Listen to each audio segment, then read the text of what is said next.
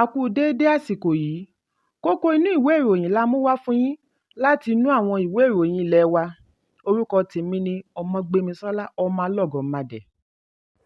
Ìjọba àpapọ̀ ti sún ìfilọ́lẹ̀ ètò ẹ̀yáwó fún àwọn akẹ́kọ̀ọ́ iléèwé gíga sí ọjọ́ mìíràn tí kò tíì lọ́jọ́. Akọ̀wé àgbà fún ètò ẹ̀yáwó akẹ́kọ̀ọ́ Akíntúndé Sọ̀yà ni ó ṣe àfihàn yìí níbi ìfọ̀rọ̀wánilẹ́nuwò lórí ẹ̀rọ amóhùnmáwòrán Arise lánàá. Nínú oṣù kẹfà ọdún 2023 ni Ààrẹ Bọ́lá Tinubu bu ọwọ́ lu àbádòfin láti bẹ̀rẹ̀ ètò ẹ̀yáwó tí yóò fún akẹ́kọ̀ọ́ iléèwé gíga láǹfààní àti yáwó tí kò ní àlékún interest-free loan. Agbẹnusọ fún ilé ìgbìmọ̀ aṣojú-ṣòfin àná, Fẹ́mi Gbàjàbíàmílà ni ó dá a lábàá tí ó sì yẹ kí ó bẹ̀rẹ̀ láàrin oṣù kẹsàn-án sí oṣù kẹwàá ọdún 2023, ṣùgbọ́n Ààrẹ Tinubu ní ètò yìí yóò bẹ̀rẹ̀ nínú oṣù kínní ọdún 2024 lẹ́yìn tí wọ́n pàdánù gbèdéke oṣù kẹwàá. Oṣù kínní ọdún yìí ni Mínísítà fún ètò ẹ̀kọ́ Yusuf Sununu sọ níbi ìpàdé wípé àwọn ti parí gbogbo ètò lórí ìgbésẹ̀ ẹ̀yáwó. Lára rẹ̀ ni ẹ̀rọ alátagbà níbi tí akẹ́kọ̀ọ́ yóò ti ṣe ìforúkọsílẹ̀ kí wọ́n tó ní àǹfààní sí ẹ̀yáwó. Bákan náà ni Tinubu sọ fún àwọn adarí ẹgbẹ́ akẹ́kọ̀ọ́ lórílẹ̀-èdè wípé ètò ọ̀hún yóò bẹ̀rẹ̀ ní kété tí wọ́n bá ti ṣe àlékún àwọn ètò pàtàkì tí ìkẹ́kọ̀ọ́ bíi ìkẹ́kọ̀ọ́ lásìkò ìsinmi, ṣùgbọ́n sí ìyàlẹ́nu kò tíì pé wákàtí 48 tí Sọ̀yà fi sọ wípé wọ́n ti sún ìfilọ́lẹ̀ ètò ẹ̀yáwó sí ọjọ́ mìíràn ọjọ́ọre tí kò lọ́jọ́ látàrí àwọn àtúnṣe kan tí ó dìrọ̀ mọ́ ìfilọ́lẹ̀. Ẹ̀kúnrẹ́rẹ́ ìròyìn yìí wà nínú ìwé ìròyìn Punch tó jáde lónìí. Ẹni ọdún 27 ẹlẹ́wọ̀n kan Ibrahim Yahaya ni a gbọ́ wípé òṣìṣẹ́ ọgbà ìwà àtúnṣe yìnbọn pa pẹ̀lú ẹ̀sùn wípé ó bẹ́ bọ́ sílẹ̀ láti inú ọkọ̀ bí wọ́n ti ń gbé e lọ ọgbà ẹ̀wọ̀n pẹ̀lú èròǹgbà àti mórí bọ́. Alukoro ọlọ́pàá agbègbè ilé ìjọba ìlú Àbújá SP Josephine Adé ni ó fìdí ìṣẹ̀lẹ̀ yìí múlẹ̀ nínú àtẹ̀jáde àná ní ìlú Àbújá. Gẹ́gẹ́ bí àtẹ̀jáde náà ti ṣàlàyé, ẹlẹ́wọ̀n tí ikọ̀ agbófinró Abuja Environmental Protection Board fi ọwọ́ ṣìkún òfin mú ni wọ́n parí ẹjọ́ rẹ̀ ní ilé-ẹjọ́ tó fìkàlẹ̀ sí Wuse Market. Ẹlẹ́wọ̀n yìí pẹ̀lú àwọn mìíràn ni wọ́n ń gbé lọ sí ọgbà ẹ̀wọ̀n kí ó tó gbìyànjú àti bẹ́ kúrò nínú ọkọ̀ bí ó ti feré gé e. Àwọn òṣìṣẹ́ ọgbà ìwà àtúnṣe tí wọ́n dìhámọ́ra ogun ni wọ́n gbá yá kí wọ́n tó yìnbọn fún un. Wọ́n ní wọ́n gbé e dìgbàdìgbà re ilé ìwòsàn nítòsí. Níbẹ̀ ni dókítà ti fìdí ẹ̀ múlẹ̀ wípé ó ti jọ́lọ́run nípè. Alukoro ọlọ́pàá ní ìṣẹ̀lẹ̀ yìí ni ó mú kí àwọn kan tínú ń bí tí ọ̀rọ̀ náà ṣojú wọn fi dáná sun ọkọ̀ 8 pẹ̀lú ṣọ́ọ̀bù 10 ní agbègbè. Adé ní ìṣẹ̀lẹ̀ yìí dá wàhálà ńlá sílẹ̀. Ọpẹ́lọpẹ́ àwọn panápaná àti àwọn ẹ̀ṣọ́ aláàbò mìíràn ni wọ́n ríbi kápá fàákájà tí ó tìdí rẹ̀ wáyé. Ó fi kún un wípé àlàáfíà ti padà sí agbègbè bí ìwádìí ìṣẹ̀lẹ̀ yìí ṣe bẹ̀rẹ̀.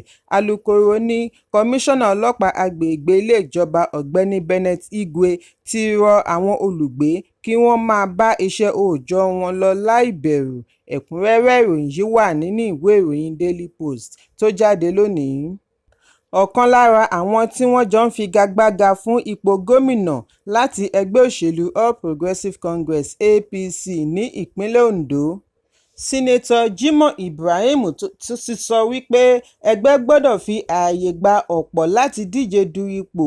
Ó sọ èyí síwájú ìdìbò abẹ́lé tó ń bọ̀ lọ́nà fún ìdìbò gómìnà tí yóò wáyé ní ọjọ́ 16 oṣù kọkànlá ọdún 2024. Ibrahim tó ń ṣaṣojú Ondo South Senatorial District ní ilé ìgbìmọ̀ sọ wípé òun kò bẹ̀rù gómìnà Lucky Ayédatiwa tí ó kéde èròǹgbà fún ipò gómìnà rẹ̀ ní ọjọ́ Ìṣẹ́gun. Aṣòfin yìí farahàn lórí ètò òṣèlú tí ó wáyé lórí ẹ̀rọ amóhùnmáwòrán Channels. Ó ní Ayédatiwa ní àǹfààní gẹ́gẹ́ bí olùdíje fún ìgbà àkọ́kọ́. Gẹ́gẹ́ bẹ́ẹ̀ ni irú àǹfààní tí Ààrẹ Bọ́lá Tinubu náà ní gẹ́gẹ́ bí olùdíje fún ìgbà àkọ́kọ́ nítorí ìjọba tiwantiwa ni. Ibrahim tẹ̀síwájú wípé bí ènìyàn bá pójú òṣùwọ̀n tí ó sì mọ ọ̀nà àti gbé e gbà, kò sí ìdí fún un láti bẹ̀rù ìdíje. Kọjá sórí pápá, bí wọ́n bá mú ẹ, wọ́n mú ẹ nìyẹn. Nígbà tí wọ́n béèrè bóyá ẹ̀rù gómìnà tó wà lórí oyè ń bà á, aṣòfin yìí ní kí ni ìdí tí òun ṣe máa bẹ̀rù Ayédatiwa pẹ̀lú gbogbo ìrírí àti ìmọ̀ ní Harvard, èéṣe tí òun á fi máa bẹ̀rù Ayédatiwa. Ó ní kí wọ́n wádìí òun lọ́dọ̀ gómìnà ìjẹta Olúṣẹ́gun Mímíkò kí wọ́n lọ béèrè ìdìbò tí ó kọjá lábẹ́ ẹgbẹ́ òṣèlú People's Democratic Party (PDP), kí wọ́n béèrè bí olóògbé gómìnà Akérédolú ṣe gba ipò àkọ́kọ́ gẹ́gẹ́ bí gómìnà. Ta ni ó wà lẹ́yìn rẹ̀ tí ó bá kó èrò tí ó tún bá ṣe ìpolongo? Ayédatiwa tí í ṣe igbákejì gómìnà gba ipò Akérédolú lẹ́yìn ikú rẹ̀ ní ọjọ́ 27 oṣù Kejìlá ọdún 2023. Ayédatiwa tí ó kéde èròǹgbà àti du ipò ní ọjọ́ Ìṣẹ́gun sọ wípé ó jẹ́ ìfẹ́ inú olóògbé Akérédolú kí òun gba ipò lọ́wọ́ rẹ̀ gẹ́gẹ́ bí gómìnà ìpínlẹ̀ Ondo. Ẹ̀kúnrẹ́rẹ́ ìròyìn yìí wà nínú ìwé ìròyìn Daily Post tó jáde lónìí. Àjọ olùṣètò ìdánwò JAMB ti ṣe ìkìlọ̀ tako àwọn tí wọ́n ń ṣe ìforúkọsílẹ̀ àwọn akẹ́kọ̀ọ́ tí kò tíì pójú òṣùwọ̀n fún ìdánwò Unified Tertiary Matriculation Examination. Gíwá àjọ JAMB akàwégboyè Ishaq Olóyèdé ni ó ṣe ìkìlọ̀ yìí nígbà tí ó ń fèsì sí ìpẹ̀jọ́ tí ìyáàfin Ifeanyi Eke pè tako àjọ JAMB lórí ẹ̀sùn àtẹ̀jíṣẹ́ tí wọ́n kọ ránṣẹ́ sí ọmọbìnrin rẹ̀ ọmọ ọdún 15 níbi ìforúkọsílẹ̀. Bí a kò bá gbàgbé wípé Eke pe ẹjọ́ ọlọ́gọ́rùn-ún mílíọ̀nù náírà tako àjọ JAMB pẹ̀lú àwọn 3 mìíràn sí ilé-ẹjọ́ gíga ìpínlẹ̀ Èkó lórí ẹ̀sùn àtẹ̀ránṣẹ́ tí kò bójúmu tí wọ́n fi ránṣẹ́ sí ọmọ rẹ̀ ọmọ ọdún 15. Ṣùgbọ́n Olóyèdé ní àjọ JAMB ti gbáradì láti ní ìpàdé pẹ̀lú obìnrin yìí, bí ó ti tẹnumọ́ wípé kì í ṣe láti ọ̀dọ̀ àjọ JAMB ni wọ́n ti tẹ àtẹ̀jíṣẹ́ ránṣẹ́.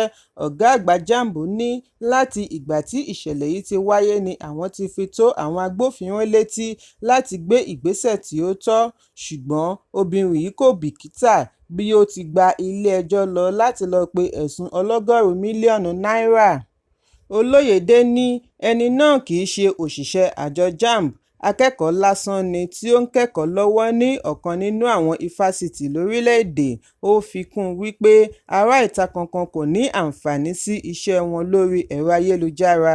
Ó wá béèrè lọ́wọ́ Eke wípé báwo ni ọmọ rẹ̀ ọmọ ọdún 15 ṣe lè dé ìpele àti wọ iléèwé gíga bí kì bá ṣe wípé wọ́n dá ọgbọ́n sí i, nítorí ó gbọ́dọ̀ lo ọdún 6 àkọ́kọ́ nílé kí ó tó wọ iléèwé alákọ̀ọ́bẹ̀rẹ̀, ọdún 6 mìíràn ní girama tí àpapọ̀ rẹ̀ jẹ́ ọdún 18 kí ó tó gbèrò àti wọ ifásitì.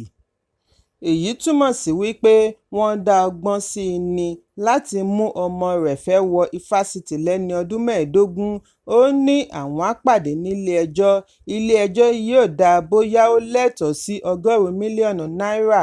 Ó ní òbí kò lè ba iṣẹ́ ọjọ́ ọ̀la àwọn ọmọ wọn jẹ́ nítorí ìfẹ́ ti ara wọn. Ẹ̀kúnrẹ́rẹ́ ìròyìn yìí wà nínú ìwé ìròyìn Vanguard tó jáde lónìí. Sínétọ̀ tó ń ṣaṣojú Bauchi Central Abdul-Ningi ti kọ̀wé fi ipò sílẹ̀ gẹ́gẹ́ bí alága ẹgbẹ́ sínétọ̀ ẹkùn Àríwá, bí ó tilẹ̀ jẹ́ wípé ọjọ́ 11 oṣù kẹta ni ó wà lórí lẹ́tà.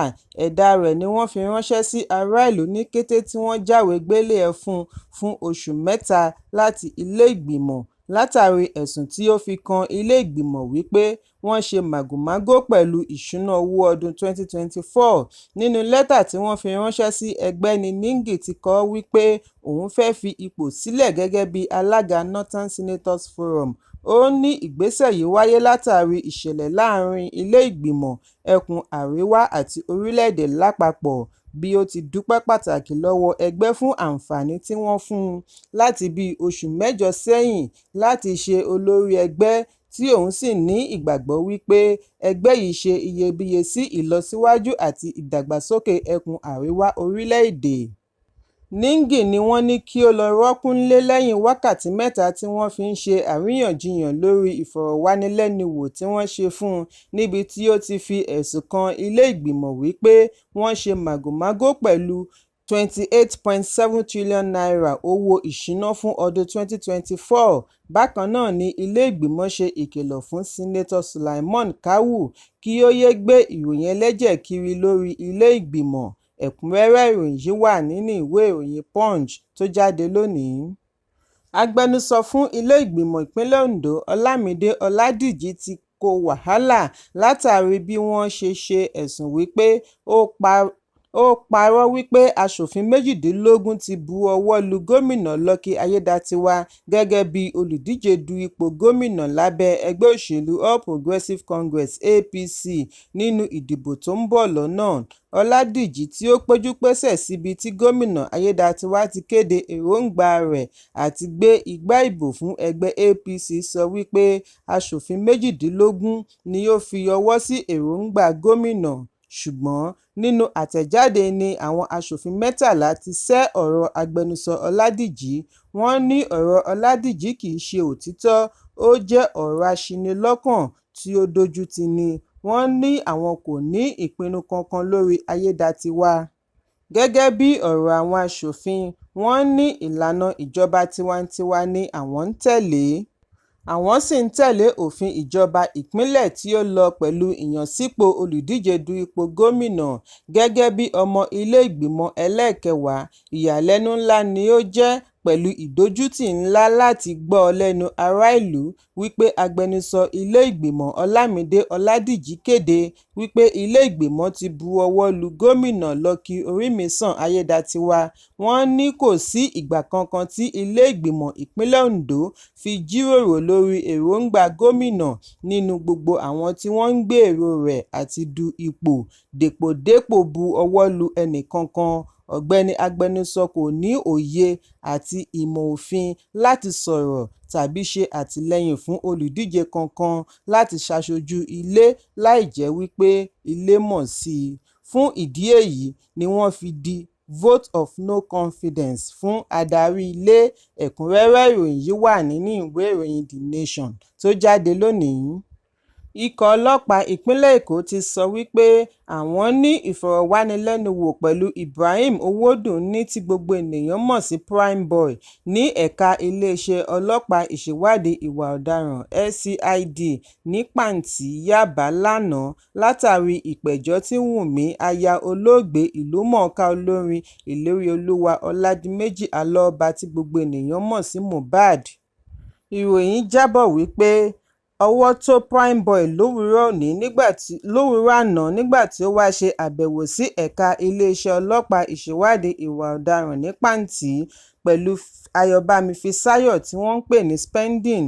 Ẹnìkan tí ọ̀rọ̀ náà ṣojú rẹ̀ sọ fún akọ̀ròyìn wípé iléeṣẹ́ ọlọ́pàá sọ fún Primeboy àti Spending kí wọ́n máa ṣe àbẹ̀wò sí iléeṣẹ́ ọlọ́pàá lọ́sọ̀ọ̀sẹ̀ láti ìgbà tí ìwádìí ti bẹ̀rẹ̀ lórí ikú olóògbé Mohbad.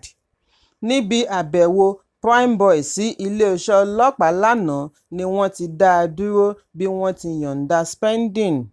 Nígbà tí ó ń fèsì, alukoro ọlọ́pàá ìpínlẹ̀ Èkó Benjamin Hundeyin sọ fún akọ̀ròyìn wípé wọ́n dá olórin Afro yìí dúró látàrí àwọn ọ̀rọ̀ ìbàjẹ́ defamation of character tí wọ́n ṣe ẹ̀sùn wípé ó sọ sí ìyàwó olóògbé nínú ẹ̀sùn tí ó ṣe àkọọ́lẹ̀ rẹ̀.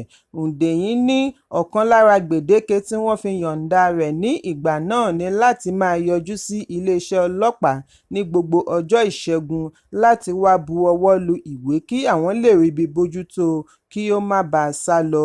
Ṣùgbọ́n lánàá tí ó wá, wọ́n dá a dúró ju bí ó ti yẹ lọ nítorí ẹ̀sùn tí ìyàwó Mohbad pè takò lára rẹ̀ ní ọ̀rọ̀ ìbàjẹ́.